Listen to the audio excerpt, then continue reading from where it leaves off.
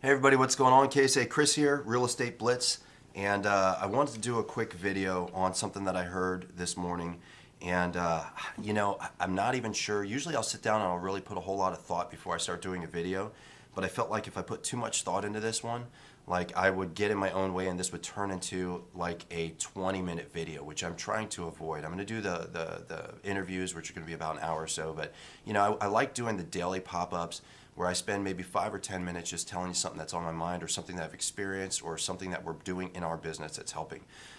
This one was huge because my wife and I, we didn't really argue last night, but we weren't agreeing on some different views between each other. I have a very pragmatic, like, this is just kind of what it is, let's just move forward, here's how we get it done. She gets very emotional about a lot of stuff, which is fantastic. I think we balance each other because of that, because I'm not very emotional when it comes to doing a lot of the business stuff that we do. But I heard something this morning where I'm like, that's the problem. Now I get it. Now I understand.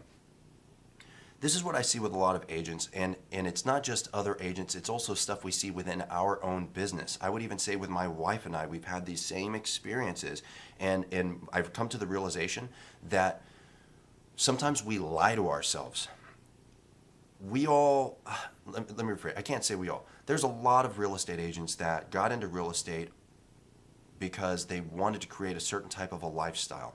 There's a lot of real estate agents that have been in the business and they're trying to create a specific or a special type of a lifestyle where they're either buying back their time or they're not having to deal with clients. I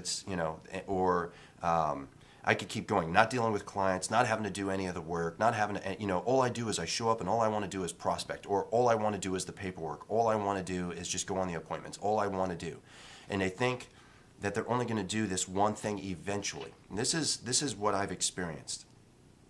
There are a few people, and I've met a lot of really great, amazing top producers. It's something that it's become like a obsession of mine, is to go out and find as many top producers as I can.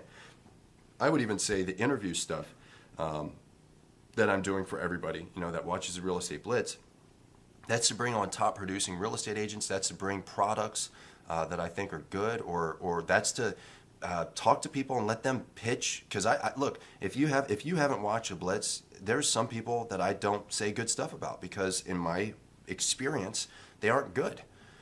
But I'm allowing them the opportunity to jump on with me and pitch away. Tell me why your brokerage is good and people should be there, even though I disagree. Some of your pitch, I would love to be a convert. I don't mind being a flip-flopper. I'm not a politician or running for president. I don't mind being converted to something if I'm undereducated or unaware. There's nothing wrong with that. That's kind of part of what the Real Estate Blitz is. It's an opportunity for all of us to kind of experience new things in order to maybe change the way that we think or confirm what we already knew, right? So out of all the people that I've sat down and talked to, and which are a lot, there are a very, very select few that actually reach the 9th level, like the promised land, where they're only doing they're like, I don't even work in my business anymore. This is all I do. It's so rare. Now, I'm not saying it's impossible, but I also think until you get to that point, which here's the thing, if and when you get to that point, you'll know, because everybody that I've seen that got to that point, you know. But for the rest of us, for the normals, right? For the normals, I'm one of them. We aren't just a prospecting agent. We aren't just I only go on appointments. You know what we are? We're firefighters.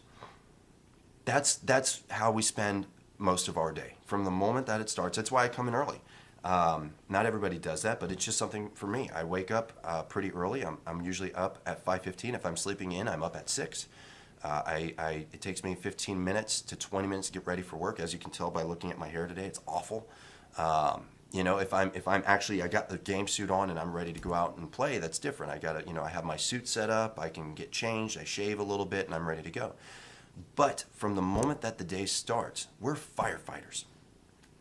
Dealing with the TC, dealing with our administrator, dealing with a transaction that's just going messed up, dealing with a buyer's agent that's screwing up the transaction, dealing with a screwed up lender, dealing with a client that has unrealistic expectations, dealing with a client that has fantastic, amazing expectations but is just stressed out, dealing with movers, dealing with some contractors trying to do some work, dealing with, oh my gosh, it just rained and this house flooded and now it's covered in mold and we're in escrow, dealing with marketing, dealing with replying to emails, dealing with phone calls as they're coming in, dealing with title, dealing with escrow. I mean, and I can keep going.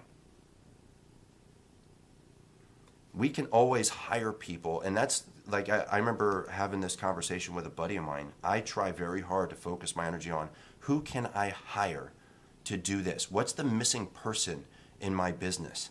How much am I worth? And I do it every month. If I spend X, so this month I made X, this is how much energy I put towards prospecting. This is how much energy I put towards other stuff. And then I look at how much I'm worth. And then I look at who am I missing in my business that I could hire that's cheaper than what I'm worth. Because if I make my money, so for me, I make my money on prospecting. I kill it on the phones. I love the phones. Not everybody's good on the phones, but I love the phones personally. So if I can spend all my time on the phones and I could have somebody else do this other stuff. Now, I'm going to show why this is also a faulty thought, but we'll get there. If I can hire somebody else to do the other stuff, well, I'm actually making more money. And that's true. But what a lot of people don't take into account is even though you've hired that person to deal with this other stuff or multiple people to deal with the other stuff, guess what? They still take energy, they still take time, and there's still stuff in your business that you cannot walk away from. Maybe in the beginning, maybe eventually you can, but you can't just say, you know what, I just don't do that anymore.